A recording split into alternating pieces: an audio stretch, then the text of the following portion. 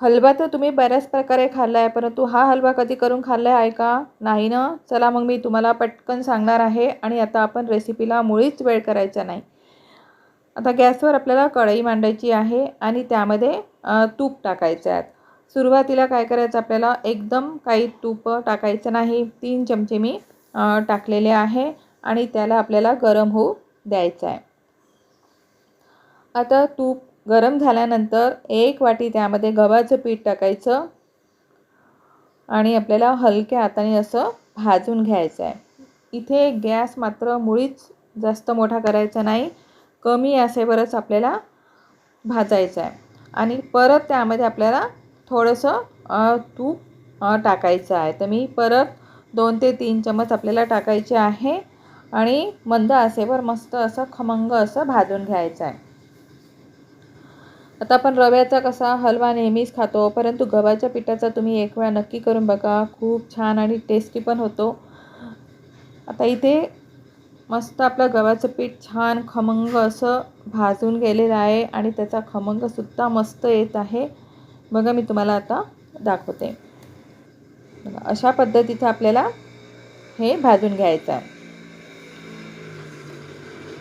आणि गॅस मात्र कमीच ठेवायचा. आता भाजून झाल्यानंतर त्यामध्ये आपल्याला ड्रायफ्रूट टाकायचे. आता मी इथे काजू आणि बदामच घेतलेले आहे. त्याचे अर्धे अर्धे तुकडे करायचे आपल्याला आणि ते सुद्धा त्याच्याबरोबरच आपल्याला भाजून घ्यायचं आहे. पाणी म्हटलं ना, इथे थंड पाण्याचाच उपयोग करायचा, गरम पाणी टाकायचं नाही. सुरुवातीला 1 वाटी पाणी टाकलेलं आहे आणि पाणी पूर्ण आपल्याला आटून घ्यायचं आहे. जर लागत असेल तर परत त्यामध्ये तुम्ही टाकू शकता. पूर्ण पाणी आपलं मस्त आटून गेलेलं आहे आणि सतत आपल्याला ढवळत राहायचं. आता यामध्ये अर्धी वाटी गूळ घेतलेला आहे. आता तुम्हाला आवडत असेल तर तुम्ही साखरसुद्धा त्यामध्ये टाकू शकता, परंतु मी गुळाचं प्रमाण जास्त घेतलेलं आहे आणि फक्त 2 चमचे त्यामध्ये मी साखर टाकलेली आहे. मिश्रण आपल्याला दोन्ही छान मिक्स करून घ्यायचं आहे आणि मस्त त्यामध्ये वाफ आणून घ्यायची.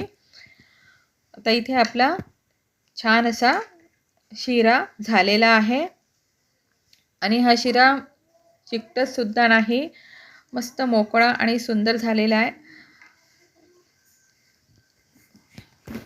आणि वरून आपल्याला त्यामध्ये थोडेसे अजून ड्रायफ्रूट टाकायचे. करून बघा. तुम्हाला जर असा शिरा आवडत असेल तर तुम्ही ब्रेकफास्टला सुद्धा करू शकता किंवा एखाद्या वेळेस मुलांच्या टिफिनच्या डब्यामध्ये सुद्धा तुम्ही करून देऊ शकता. अतिशय पारंपरिक अशी रेसिपी आहे आणि खूप याची टेस्ट खूप छान लागते.